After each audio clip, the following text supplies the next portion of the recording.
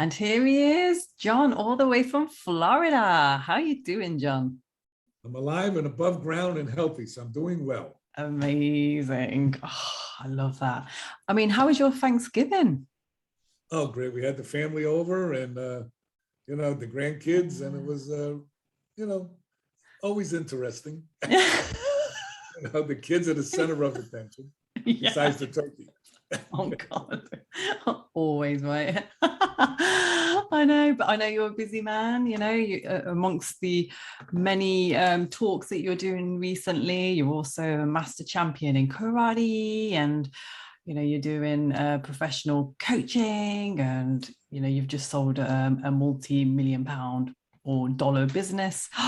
So tell us, what are you up to in this day and age?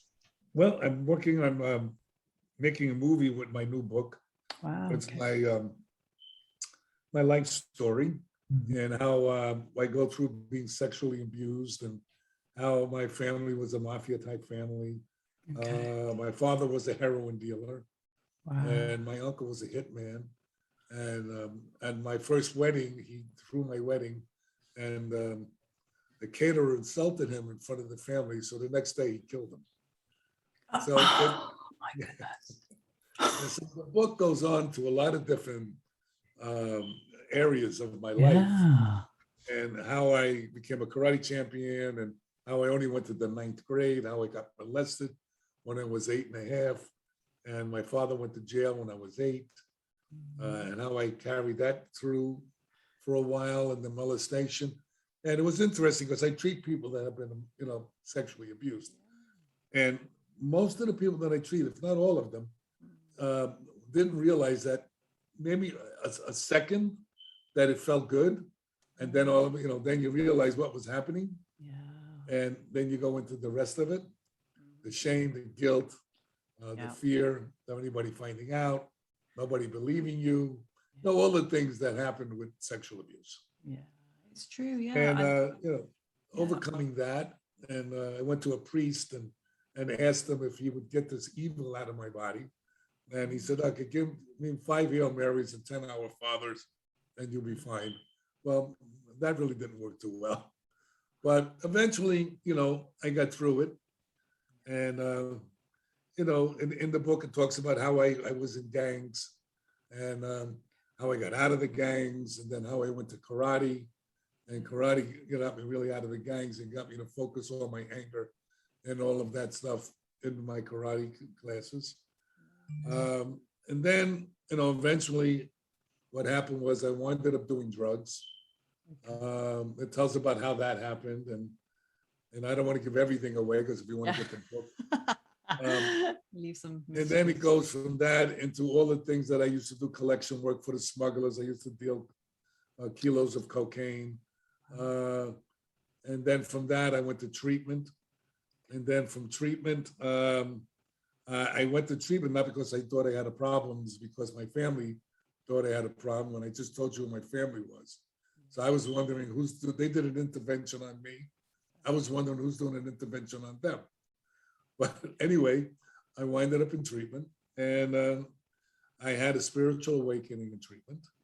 Okay. And what happened was, after that and being in there and clearing up my mind, I wanted to go help people. And I went back to school. I got my GED, and I went to school, and I got my different degrees and things like that. And how I opened up my first treatment center, and how I got betrayed by my doctor and my therapist, how they took the business out from under me, and how I had to stay there because I had to get 6,000 hours of supervised training, and where else can I get it? And I just stuck it out. And then after that, how I left there, and I went and opened up another treatment center. And what wound up happening was I got that taken away, because I was foolish enough not to have a lawyer like the first time. Because all I wanted to do was help people. Yeah. So from there, I went and I worked in a state program for indigent people that had HIV, and who also had, mental health problems and substance abuse problems and the homeless. And I worked there for a little while, and it was like an old TC, they call it, treatment community, where they beat you up, tear you down, and then build you back up. But what I used to say is I didn't need anybody to tear me down. I did a good enough job on my own, tearing myself down. Yeah. So, that's so true. I didn't agree with the methodology. And then we used to feed them, because we got our food donated. So we used to feed them cakes and chocolates. And then a half hour to 45 minutes later, they would start acting out. Then we would put them on a bench, put a sign around their neck, and give them some more shame about why they were acting out. And we were causing it. So one day what I decided to do was I talked to all the clients and I explained to them what sugar and processed food does to them. And I asked them if they would mind doing a little experiment with me. And we were going to cancel the chocolates and the cakes and stuff for dessert. And that's what we did. But the problem was the clients did well, but the staff didn't. And they got all upset that we didn't have the chocolate and the cakes, because most people were in recovery anyway, and addicts and carboholics also. So they looked to get the carbs to raise the serotonin, and I knew that. And, so I left there and started my treatment center. The woman I was going out with at the time said I should open up an outpatient program. And I said, I don't want anything to do with opening up a treatment program. I lost 2 programs. I says, I only had $300 in my account. And she says, no, you should do it. And I said, all right. So I asked my friend who owned this little 750 square foot building, how much it cost to rent. So he said to me, how much money you got? I said, I have $300 in the bank. He said, tell you what, start the program in 3 months, then stop paying me $300 a month. I said, okay, I could do that.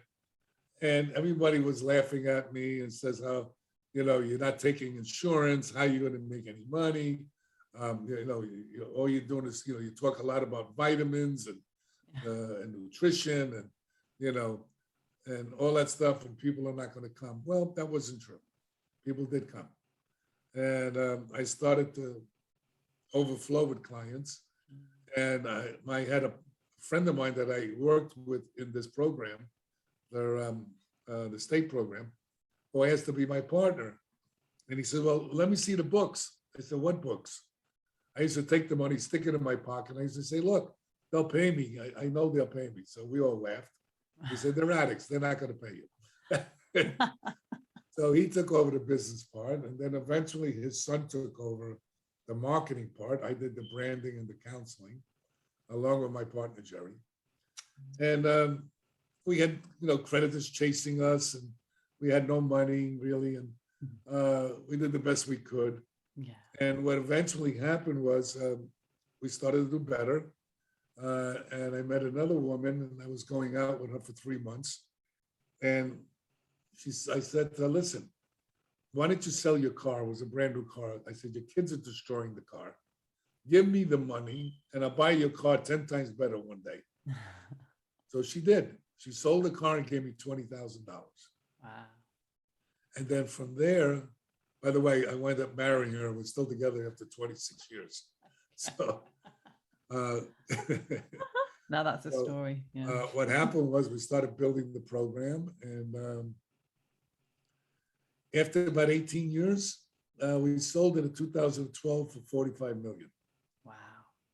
Which is like, I don't even believe it still, and it's been over 10 years. It was the craziest thing, but we built up such a reputation.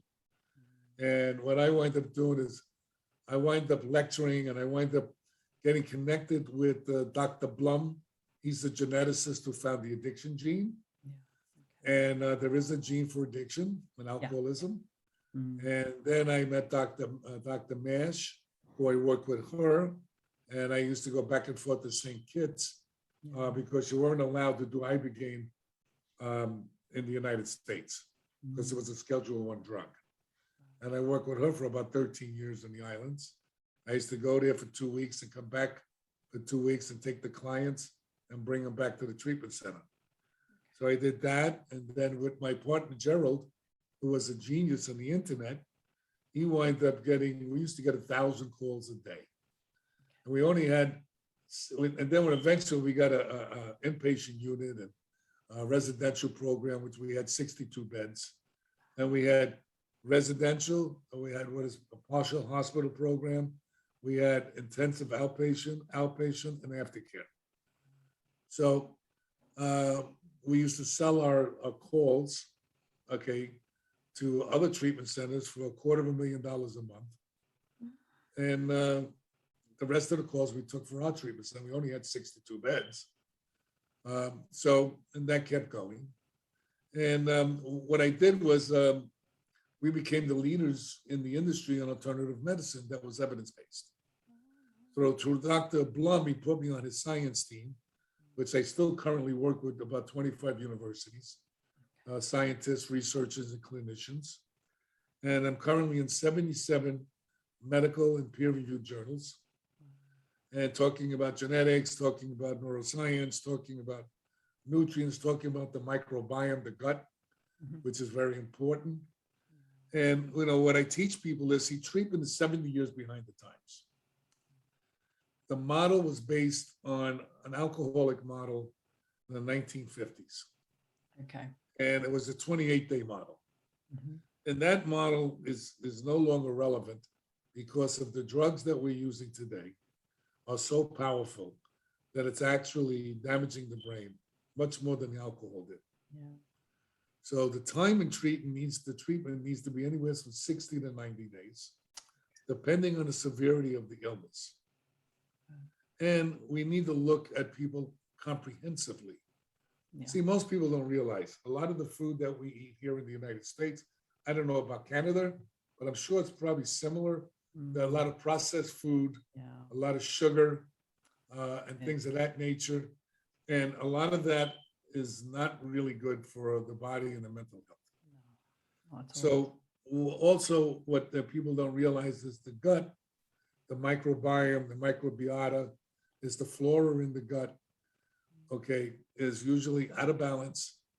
And when that happens, you see 90% of serotonin, that's the feel-good drug we manufacture, and dopamine, another one, okay, is manufactured in the gut, in your stomach.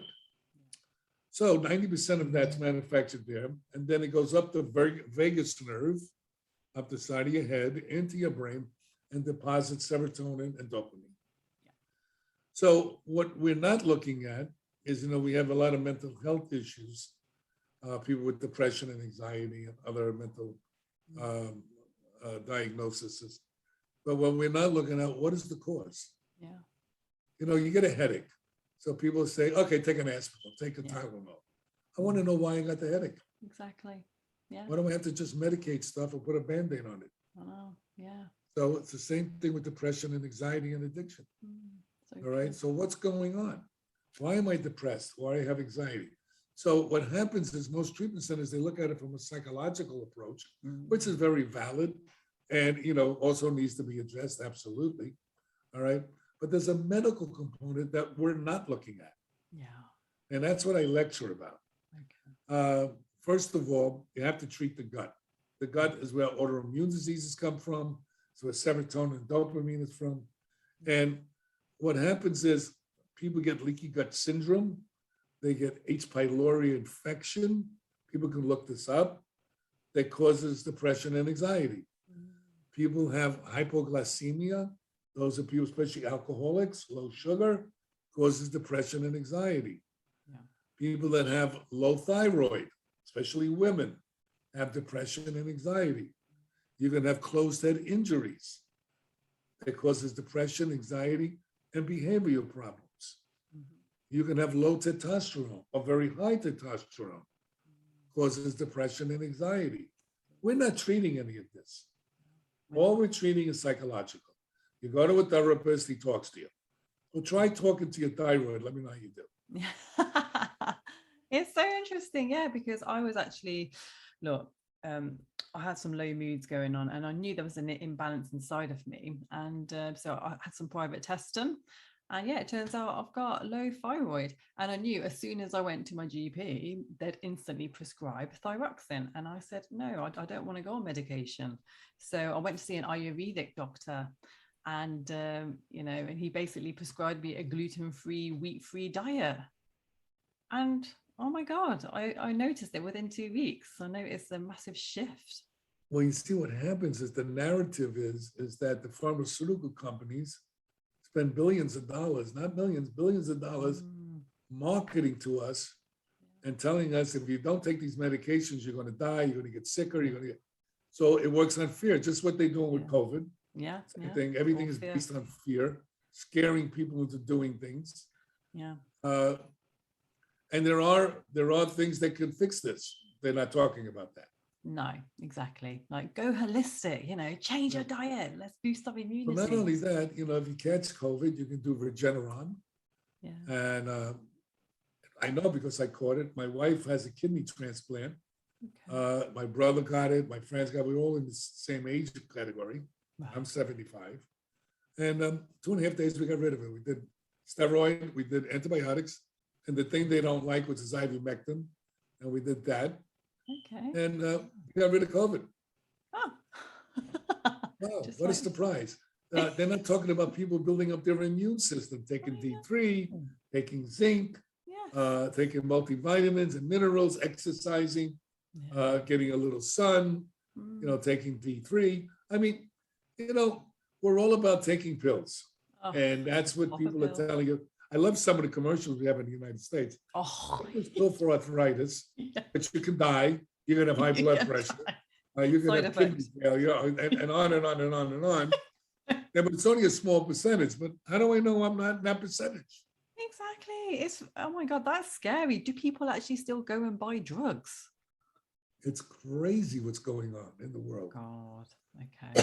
Excuse me. A lot of it I look at it and I go, what are we doing? Yeah. What is going on? Like it's like they're dividing people and beating them. I'm not against vaccines. Yeah. I'm not for them. I'm not against them. I do what I do, what I know works for me. Yeah. I'm not telling anybody not to get anything. Yeah. I believe in what works. Yeah. But the problem is they're suppressing information, as they always do. Yeah. They say, oh, vitamins, it's unregulated, it's this and that. Well, that's not true. It's true to a certain point. If you get a nutrient that's for the GMP lab, which is a third party that makes sure that what you say is in these nutrients is in there, you're pretty safe. Yeah, yeah. And pharmaceutical companies, if you have a research paper that says this works, they'll find someone to say it doesn't. That is so true.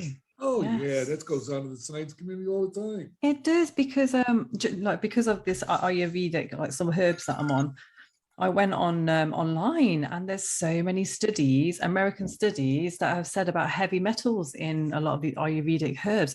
And that really, I was shocked reading this because I was thinking, I'm sorry, but Ayurvedic has been a tradition in India for donkey's years, and suddenly there's heavy metals in these herbs.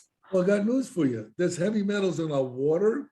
There's heavy metals in a lot of things. And what people don't realize is that, when you get heavy metals and you're not testing for them, who tests for these things? Regular doctors don't test for heavy metals. No. Now, they can cause disruption in neurotransmission.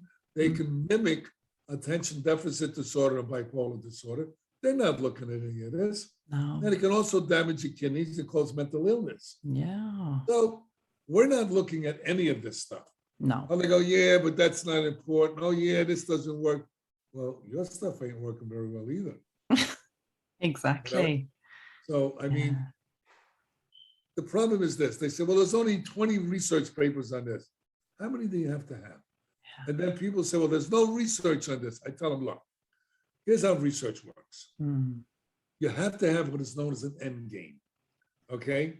Because it costs a lot of money to do research. Yeah.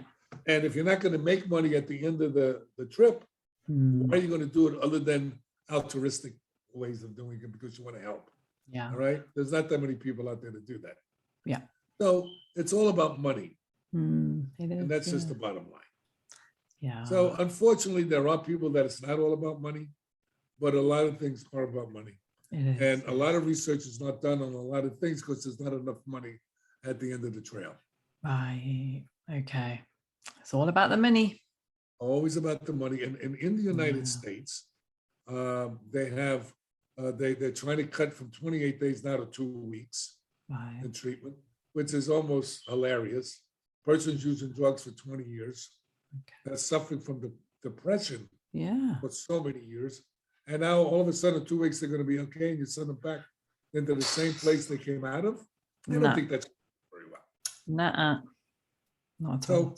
So in the United States, we have a program called the Physicians Referral Network. Those are doctors that use drugs and get caught or turn themselves in, and they have to go into this program for 90 days. Right. Okay. Then they have a 5-year aftercare program.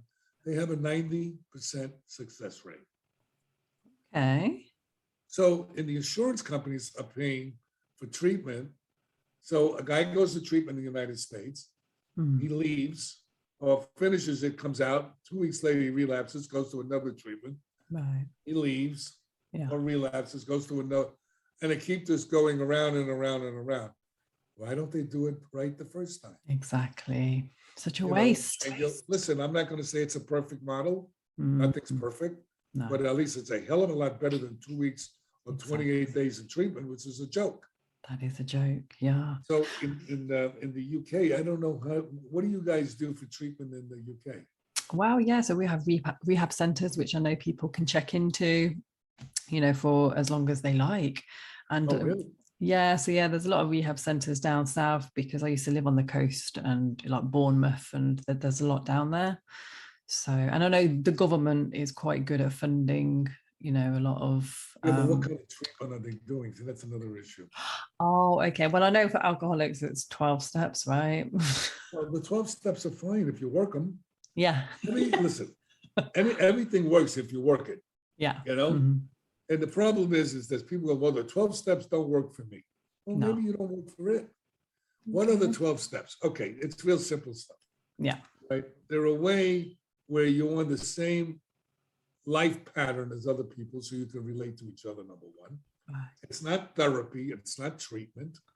Okay, it's just a different way of life and doing introspective, looking into yourself. And those steps help you to look into yourself. Yeah. Okay. And try to figure out how and why you got the way you are and what you can do to fix it. Yeah. Now, as far as I'm concerned, I don't care if you go to church, if you go to 12-step meetings, if you just think therapy is good. Okay, if you stand on your head in the closet, if any of that works for you, then by all means do it. Yeah. Well, so that's how I look at it. I don't poo-poo anything. No. Okay. So tell us about your method of treatment then. This goes out for anybody who may be listening. Well, what we used to do, I no longer have the treatment center, of course. Now I just do lectures and podcasts and writing books and doing things like that. Yeah. The things that I learned and doing research with about 25 universities. So, because my son almost died from this disease. So did my wife. And as far as I'm concerned, we got to do something better. If I can improve recovery rates by 1%, that's a millions of people. So real simple stuff. When I had my treatment center, we did all alternative medicine and regular. We did groups, individual, family therapy, trauma work, motivational interviewing, cognitive behavioral therapy, all the standard stuff that treatment stuff. Yeah. But we did hyperbaric medicine. That's oxygen under pressure, which actually heals the brain. That's number one. Okay. We did aromatherapy. Okay, a lot of scents help to relax people, and things like that. Then we did biofeedback and neurofeedback. That helps to help the brain strengthen the areas in the brain that are deficient. Okay. Right. Then what we did was colonics to help clean up the lower intestines. We did massage therapy, to help lymphatic massage, to help to get the drugs out of the cells of the body on that type of a level by massage. We did heavy metal testing, and we did chelated. We chelated them out so to get rid of the heavy metals. Right. We also did amino acid therapy, which helps as the building blocks for neurotransmission. Right. It helps with cravings. We did acupuncture. Wow. We did light and sound therapy, which helps with depression and anxiety. Okay. We did things that nobody was doing. We did allergy testing, because certain people that have allergies can cause depression. Right. We showed people the proper food to take.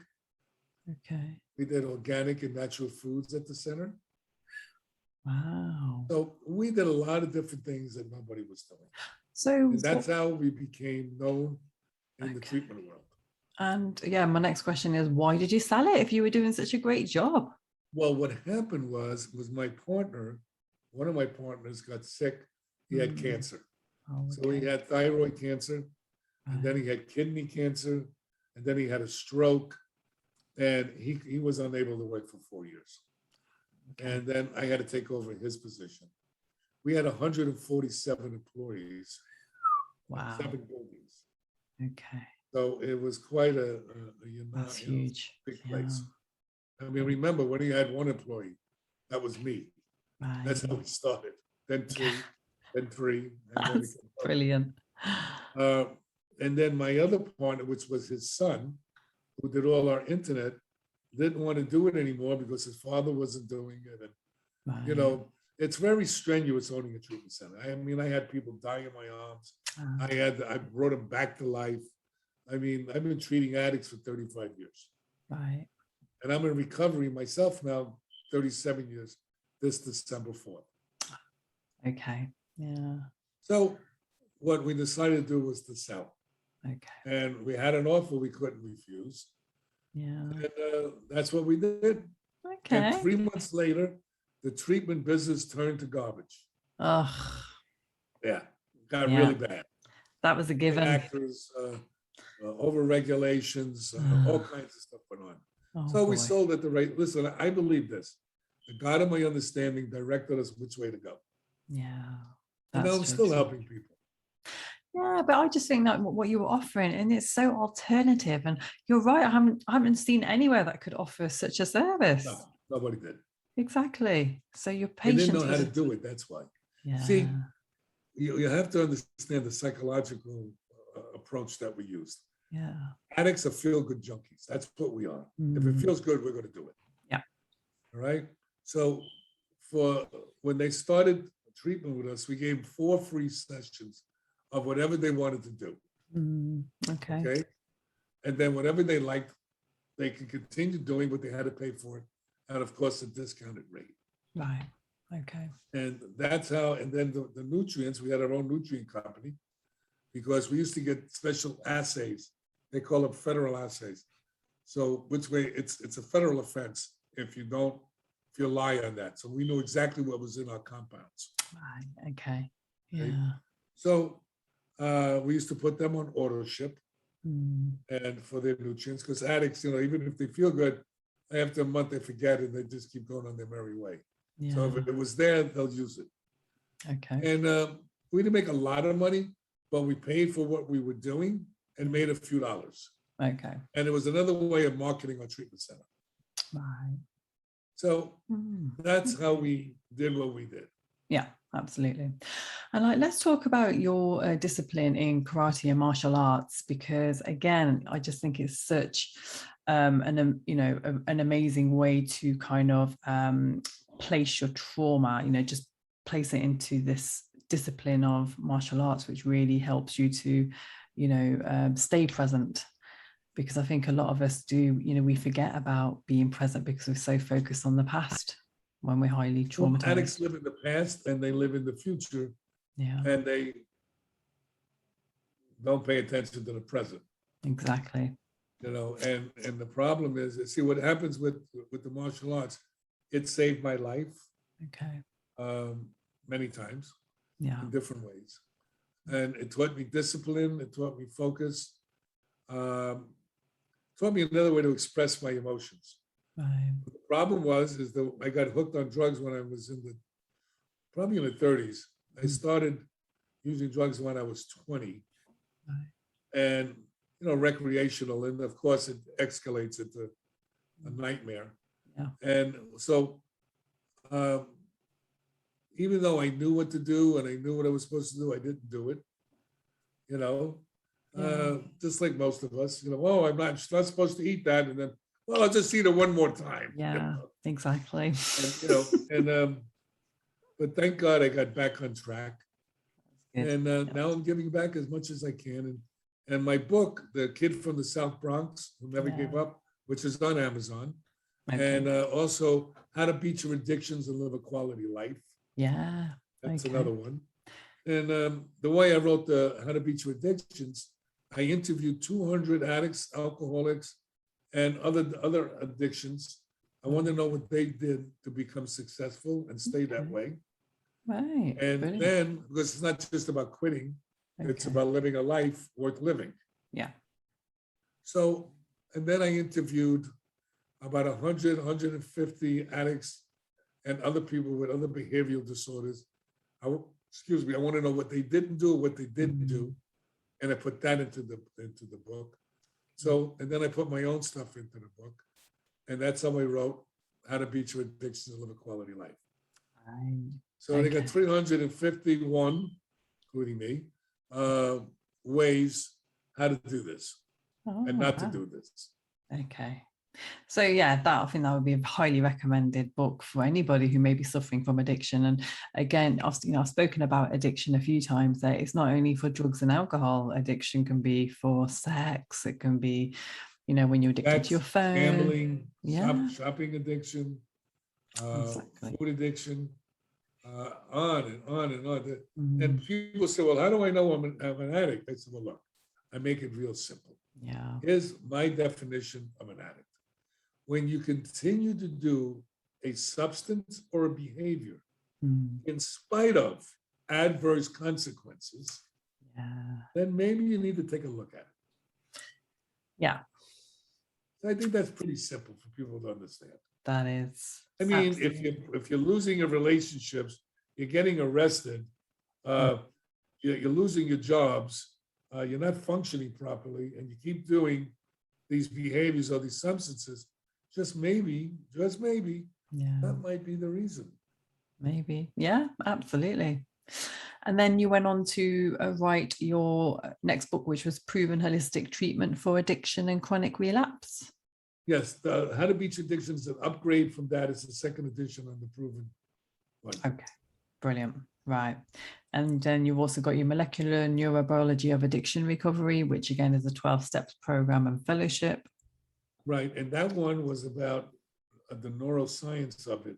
When people go to meetings, what happens to the brain? Okay. Oh, wow. Interesting. Wow. Some really interesting books here. Like they're easy reads. Like the books that I wrote, I made it in the biggest letters I could make it. Right. And only in small paragraphs, because people don't like to read. Especially if it's small print, they get overwhelmed just by looking at the page. That's true. That is true. Right? So, well, and plus nowadays people love to just listen, don't they? So are they on audio? Well, no, that's unfortunate they're not. Okay. But I think if you go on Kindle, you can make it audio just by telling the computer to read the book to you. Yes, it can. Yeah, absolutely. I love technology. Right? Yeah. Wow. And so do you think in terms of your legal experience, again, you've got loads of experience in the legal field, do you think enough is being done out there? Well, here's the problem. You got now what's going on with fentanyl and carfentanil, which is a real bad drug. It's way stronger than heroin, and people are dying from it. Okay. And the problem is now they're putting fentanyl or carfentanil, which is even stronger than fentanyl, on pot or marijuana. Right. They're putting it on cocaine, and they're putting it on heroin. They're making pills. that like they say it's Xanax, but it's not. They say it's oxycodone, but it's not. So you don't even know what you're ingesting. Right. And people are dying. 100,000 people died this year so far, ODing on substances. It's strife out I don't there. know what it's like in the UK, but here it's crazy. not good. Yeah, I think the lockdown just brought out a lot of people's trauma, and again, that they're diffusing it with drugs, aren't they?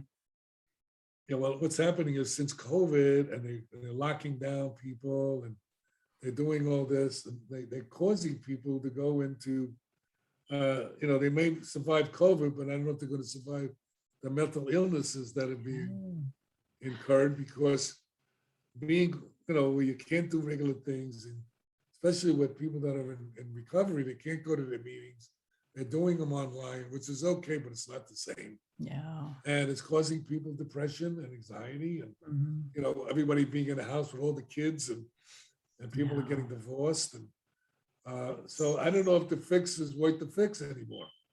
Yeah, absolutely. So what do you think needs to change? Everything. Really? Wow. Our governments, okay, unfortunately, in my personal opinion, it's more about money than helping us. It's more about getting back at each other, fighting with each other, the Republicans and the Democrats. As far as I'm concerned, they're all not too good. They're like a bunch of children trying to get over on everybody. It's more about getting elected than helping people. Yeah. The Democrats help people too much, and they make them too dependent on the government. And the Republicans, they're doing their thing. I mean, it's just, governments, it's supposed to be for the people. I think it's for themselves. Right. And I always make this statement is, why would you pay hundreds of thousands, not even millions, to become a politician when the job only pays 150 to 200,000 a year? Yeah. Doesn't make sense. Oddly enough, they all come out later on and they're all multimillionaires. Oh, well, that's a little funny. How'd that happen? Yeah. Boy, yeah, so corrupt, so corrupt. Wow. So where can my listeners find you next? Where will you be? Well, I'm trying to make a movie out of the book, The Kid from Wow. the South Bronx Who Never Gave Up. Brilliant. That's what I'm working on now. And then I'm doing my own podcast. Okay. And then I'm on other people's podcasts. And then I lecture. Wow. Yeah. Whatever helps God's kids. It's crazy. Yeah. You're just giving back. You're just like in this world of abundance, just, serving the higher good. I just think that's the greatest gift from God ever. Well, listen, I mean, what better gifts than I got? Yeah. You got to give back. Exactly. It's But the that's only how way. it works. So true. So true. Yeah. It's not about money. People think money is look, I'm not going to say money doesn't help. I was homeless when I started. Yeah. When I got clean, I got divorced about 8 months, 9 months later. And the wife took the house, the car, and everything. And my friend lent me a room in a hotel that he owned. And I had a bicycle that somebody loaned me. And I didn't have a job. I was teaching karate, making a few dollars. Right. And that was it. Yeah. And then things changed, and it's all in the book. Read the book. Read the book. I don't want to give the whole book away. No. I was going to say, what's your takeaway message for my listeners today? Real simple. Never give up on your dreams. Wow. Never listen to anybody else's stories. Stick with your passions. Okay. And just keep going forward. Just never give up. Love that. You can always change direction. You can. Yeah. Absolutely. Yeah. You can't change the past. And that's what I always say, always see your past as a learning experience. People go, oh, I failed at this. I failed at that. Yeah. There are no failures. There isn't. No. There are only lessons. Yes. Love that. Yeah. Experiences and lessons to grow from. Yeah. You grow from these things. Yeah. Oh, if you want to call it a failure, that means you quit. Yeah, exactly. But don't quit. Don't quit. No, we're living. Let's thrive, right? And also, I think what you mentioned as well about the nutrition as well, that's so important because The way you eat, exercise is extremely important to get rid of stress. Stress depletes dopamine. Exercise increases dopamine. You know, eating proper food, stay away from sugars and processed food. yeah, that's it. Is it easy? No. You're going to do it perfect? Maybe not. Do the best you can. I don't do it perfect. No, 80 is 20 rule. Yeah. You know, Absolutely. keep moving forward. Let's keep moving forward. Thank you so much. It's been an absolute honor having you on, sharing your wisdom. And an honor being on your show. I know, you're great. Oh my goodness. Yeah, I really can't wait, for people to be inspired by you. Well, I hope we can, create some change, even though it's minute, maybe a lot, maybe a little, at least it's something.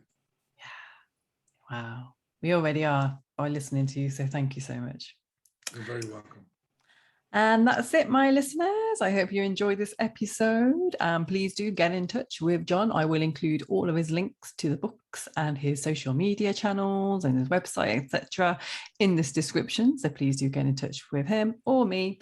And I look forward to seeing you in the next episode. Take care, everyone, and bye.